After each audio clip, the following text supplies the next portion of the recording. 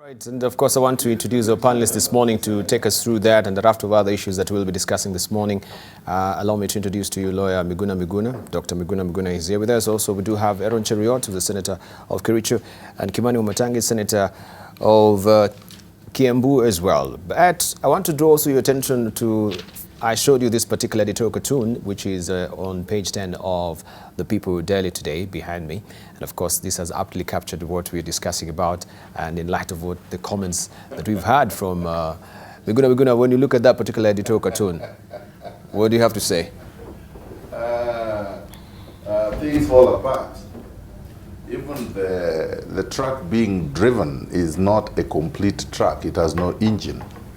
And I can see Mr. Igathe is being crushed underneath. This was bound to happen. I warned Nairobians, I warned Kenyans, that leadership is about integrity. You have to choose leaders with integrity, with a vision for the transformation of society. If you choose clueless people who do not know what governance means, this is what you get. Less than 200 days after the so-called election, which was not an election, you can see nothing is happening. Garbage is everywhere, hawkers are everywhere, everything is in a mess. And the man who is supposed to be governor goes to City Hall at night when everybody has left. And then he takes a plane to Mombasa, saying that Kikuyus are going to kill him in Nairobi. So he makes technical appearances. He's not even governing. It's a shambolic state. In fact, it is a sorry state. It was unfortunate that Jubilee has a lot of educated people, just like any other, formations in Kenya, and people with expertise in different areas, including governance, including law, including accounting and other things. And they chose an illiterate man to be governor. So you find a mess like the one you are seeing. It is not unusual. But, and I'm not disappointed because this is what I was expecting. So now we have to have a process of getting proper leadership for Nairobi. Nairobi controls about 60% of the GDP. It's an important city. It is the most important city in Eastern Central Africa. It cannot be left to goons, to thugs, to semi-literates, and to people who don't have a clue as to the needs of Nairobians and how these needs can be satisfied. Right now, Nairobi is at a standstill. Yes. Should you be tapped maybe to actually deputize Sonko, will you? No, I can't. By the way, I was approached before they approached Igathe, and I dismissed it flat out. Because how do you deputize somebody who does not know his left from his right? The man is functionally illiterate. The man cannot sit at a table and discuss anything. He does not understand public policy. He does not understand legislation. He does not understand governance. He does not understand our constitution. He has never read it. The man went there thinking the thing is a joke. He was put there by cabals with interest to control the billions of shillings that Nairobi collects, and the land, the huge amounts of public land, and the contracts and the deals. So he was put there for the wrong reasons. He was not put there to serve Nairobians. And I am happy that Nairobians are seeing exactly what I said, that you cannot just pick people as if it was a game. This is a very serious business, the business of governance. All right, let's also get to hear from Senator Aaron Cheruiyot. First of all, we know that there's this contentious bill that now is coming to the fore, especially. I don't know if it is a prime time to actually bring this particular bill, because Kimani Wamatangi, you'd actually initiated another bill before, with the 11th Parliament, the assumption of the governor's office bill as well. And I don't know if that area of the deputy governor was aptly captured in that bill as well. Let's just hear first from Aaron Cheruiyot, then we'll come to you.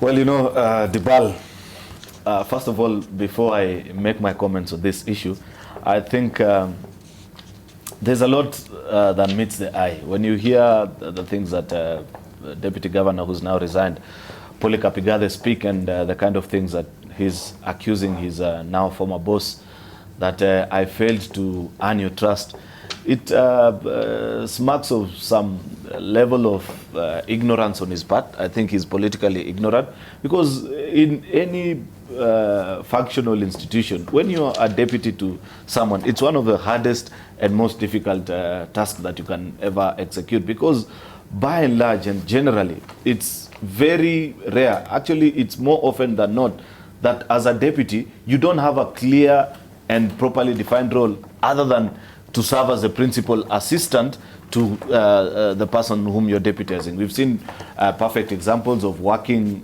coalitions of a boss and his deputy. Perfect example would be perhaps what you have between the president and his deputy, where they seem to engage each other more often than not. And we have never publicly seen or heard them contradict each other's position, even on things that perhaps we may privately know that they hold different opinions. So for Polycarp Igathe to come out and speak and say, I failed to earn the trust of Governor Mike Sonko, it's a bit ignorant of him on the political side. He knew what he signed up for, even in a school, as something as small as an institution. When you're deputy head teacher or deputy principal of an institution, it's one of the most difficult tasks that you have to do. It takes a lot of humility. You've got to keep on consulting. You don't earn somebody's trust overnight. I mean, it's barely 200 days since they were elected into office. So I don't know how soon he wanted to have earned this trust from Governor Sonko. So, well, interesting days lay ahead. But for him, I think he has chosen the route that has been pursued by the likes of Riek Machar in South Sudan, where he fell out with his boss Salva Kiir also along the same lines, where he feels he's not being properly consulted and those kind of things. It's unfortunate because Nairobi is a very strategic city. It's our capital city. We have very important investments as a country here. And for us to see this early in the day, I may partly agree with Miguna that it's rather unfortunate. But what I don't agree with him is I think Debarl, you're affording Miguna a platform to bash his political competitor. We all have political competitors who don't have very nice and kind words about us. I'm sure if you brought a political competitor of any of these gentlemen that are seated here today and asked them about the character of Jakoyo, who's fairly somewhat a decent man, they would say not very nice and pleasant things about him. So it's unfair. The issue is the deputy governors. And it's a problem that we have to confront. You had earlier alluded to this bill that is now before the Senate. There's one that maybe Senator Wamatangi is best placed to speak about it because he was the one who sponsored the bill. But there's one that is I have seen by the majority leader, the County Governments Act Amendment Bill of 2017, that proposes that in the case of an eventuality as will happen in the case of Nyeri or what has now happened in Nairobi, the governor gets a chance to nominate somebody immediately to serve as his deputy, of course with the approval of the county assembly. So maybe that will save the situation and help us so that we don't end up running into this kind of problems. Okay, let's just get your headline thoughts, then we move on to other stories. Jacob Midio. Well, thank you, Debarl. You know, it's interesting that we would bash a good man for resigning just to run away from hyenas. Really, he's running away from disorder. He's proving Trump's case of how Africa and the third world we are SHIT countries. That is basically what Igathe is doing. He's a good man. He doesn't belong there. He doesn't belong with crooks. And how I wish many of us could just follow his example. Really, if you have a governor who says that I will not do the day-to-day administration of the activities of Nairobi. I will do politics and you will do administration. And then on the other side, on the other hand, he says, I can't let you do it. But then he's saying, you do it. You know, he only knows how to do it the corporate way, the good way. We are on that list of Trump, even though we are bashing him. I know Trump is #1 racist, but Trump is right this time, that we do not know what is happening around us, and we don't care how to fix it, and the people who care how to fix it become the enemies of these hyenas. And I can tell you, Nairobi controls 60% of our GDP. And it's not a joke. The people who voted for Sonko, it's just ignorance. They did not know that Nairobi holds 60% of our GDP.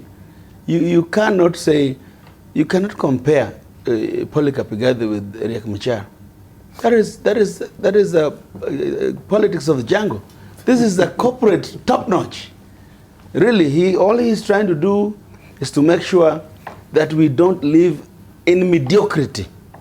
And how I think we should shower him with accolades of a hero. Yeah, I mean, what else can he do? I mean, hanging out with the rest of you would just make him look bad. He should have been all the wiser first before he partnered with Sonko. He knew. No, right? He did. So there's no point of you partnering with Sonko, then you actually detract again. It always happens like that. It always happens like that. You know, there are so many people I hanged out with in ODM. You can't say I should have known. No. In politics, people change. Okay, yeah. But given the brand of the politics that we've seen being spewed by Sonko himself, Igathe should have known. No, Igathe should have known, but the likes of Wamatangi and the people from his village thought the wealth of Nairobi needed somebody to manage. In fact, I watched a video yesterday, I watched a video where Commander Shebesh and a few Nairobi MPs from Central Province in the last parliament, they were saying, we cannot give Nairobi to those dogs. They called Sonko a dog. They knew it. So that's why they brought Igathe. But they forgot to read the law. Okay. They forgot to know that the law will let Sonko, that the dog rule. All right. Well, maybe some of our viewers also will take special umbrage with the fact that you are agreeing with Donald Trump in calling, some African countries as, most African countries as the blankety blank word. I don't want to use it here early in the morning. Yeah, what he really called. Don't you think that is a derogatory remark coming from him, and we should not even fly with that particular, statement being? He is telling you as it is. He's telling you who you are. Your country is a SHIT hole. Just call it. Country, call it. All right. Let's hear from Kimani Wamatangi. So this is now percolating down to also county politics. You think we are in a blankety blank hole? Well, Debarl, as usual, I want to start by saying good morning to our viewers.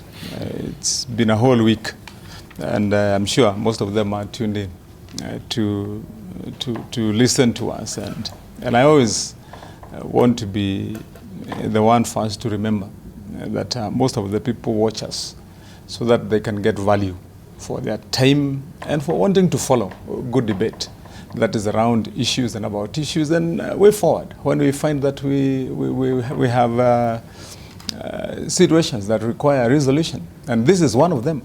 And so, if you ask me, I would rather take the approach that's factual. That's indeed one would say is a way forward. Let's first appreciate the fact that with the advent of devolution and the creation of 47 county governments, we created 96 mini presidencies, whereby you have a governor and a deputy, those are 96 individuals. Now to expect that 94, to expect that you are going to have a uniformity of either thought, conduct, or a marriage of character that will culminate eventually into all the 47 county leaderships into a song that we end with all saying that it went well is naivety, if you ask me. And so it is important that we be cognizant of the fact that Nairobi, yes, is the heart of the country in as far as our economy is concerned and many other aspects. That's true. And remember also that during that past election, that Sonko was actually voted in. He was not given that office. He was voted in. And so the question you'd want to ask yourself is, because this is the reality, what is it that members of the public saw in him so that they would give him their vote? And I want to start just, because I want to make 2 points. One, I want to start by us probably and properly addressing this issue by removing this narrative that you have to have a certain formation of character or a certain level of education and so on to be eligible or to lead properly. Did you see the last report, the report that was released by the EU? In fact, one of the issues that was raised by that observer mission was, why is it still a requirement that to run for office you have to have certain education credentials or marks for that matter? Now, so let's look at why would probably Igathe be resigning, and once he's resigned, what should Sonko be doing? And my answer is very simple. As he said, he could not earn the confidence of the governor. That is his observation. And you know, once you go into office, you have certain expectations yourself. Now, the governor could have been of his own mind and also way of leadership. And the two of them had not worked together before. So now that they find themselves in that situation, so what should be the way forward? And this is what we are saying. One, there is that bill, the County Government's Amendment Bill, that should seek to address those two scenarios, the scenario that is existent in Nyeri and this one that has arisen. You alluded to this, to my assumption of office bill. My assumption of office bill was not intended to deal with a vacancy arising either in the governorship or in deputy governorship. Mine was supposed to be dealing with how does an elected governor or deputy assume office. And that was my scope. Thank you. That bill in that last time was, after the expiry of that period, went into limbo, but I have revived it. I resigned again the bill. It's again alive, so it should coming to. Thank you. It should be coming to. But just one quick one. Quick one that I wanted to express in this issue. Briefly, because we're strapped for time. Yes. See, if we want to help county governments from here, we must start taking these as serious lessons that we'll be learning and ask ourselves, because we have to agree, all of us, and we have done that before, that the constitution that we are now trying, that we promulgated in the year 2010, will have to go a lot of amendments to fit certain situations of reality. Thank you. In leadership and politics. 30 seconds to you. Just something, Debarl, that have pricked my mind. Very briefly. I think you also need to perhaps conduct a survey, because you're a media house and you do inform people, and just speak to the other 46 deputy governors that are in the country and find out whether some of these challenges that are being raised do exist. It is common knowledge that most deputy governors don't do anything when they report to office apart from reading newspapers and consuming gallons of tea in their offices. Many of them are not made use of, despite some of them being extremely competent people. So you need to ask the hard questions and say, what is it that we can do? Is it a constitutional design flaw? Are there things that we may need to consider as a country? Because we pay these people extremely well. We just think it's a question of delegation from the governor. Maybe they are acting out of insecurity as well. So well, but it's becoming clear that with the first batch of deputy governors, it never succeeded. The second batch that we have right now, we seem to be experiencing the same. Perhaps Igathe might be the only courageous man who stood up to say, I quit, there's nothing that I'm doing. Yeah.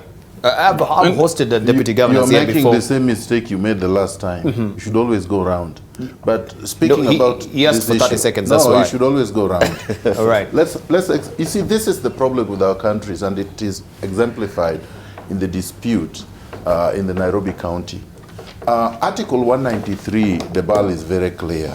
It says that unless disqualified under Clause 2, a person is eligible for election as a member of County Assembly and, of course, Governor, if the person satisfies any educational, moral, and ethical requirement prescribed by this Constitution or an Act of Parliament. And Chapter 6 is very clear on leadership and integrity. My friend, Sonko has a criminal record. I don't know how well to say it. People scatter around this issue. The man was convicted and sentenced to jail for more than 6 months and ought not to have been allowed to run. You see, the High Court in Nairobi nullified the election of the governor of Wajir on that ground. This man and the EACC wrote to the IEBC and listed him and the governor of Wajir and the governor Samboja of Taita Taveta and even Evans Kidero and many others, and said these individuals failed the integrity test and should not be cleared. The IEBC, being shambolic the way it is and completely unable to run a credible election, allowed all of them to run. Did not apply itself to Chapter 6. We did not pass this Constitution by mistake. It was not drafted by mistake. So it is quite clear that Sonko is not qualified to be the governor of Nairobi. Thank you. It is not a beef I have. It is a fact. Thank you. I want the media to challenge me and come forward with Sonko to tell us whether he has a criminal record or not. He has admitted that he does. All right, thank you. So let's not go around it. All right, we need to wind up on this, but also for your information, I think the court yesterday exonerated Governor Samboja. No, they did not. The court did not. The court said there were 4 issues. One, the court asked itself, and of course the issue before the petition was whether the court has jurisdiction. The court answered yes, it has jurisdiction. Then the court dealt with the issue of sub judice, which was essentially whether or not the case is res judicata, whether there is a matter elsewhere that has dealt with the issues before it. The court answered no, this issue can be addressed here. Then the court asked itself whether or not the petitioners in that petition are in the same place as the people who took the action against Samboja in Nairobi, the constitutional challenge case, which is basically a constitutional criminal case. The court said no, because they cannot prosecute. And then the court miraculously at the end says, but because the EACC is in Nairobi, the DCI is in Nairobi, therefore the case should be heard in Nairobi. And then goes ahead to dismiss a petition. I mean, it will be overturned on appeal. It should be overturned on appeal, because the court failed to exercise its discretion as a petition court. Thank you.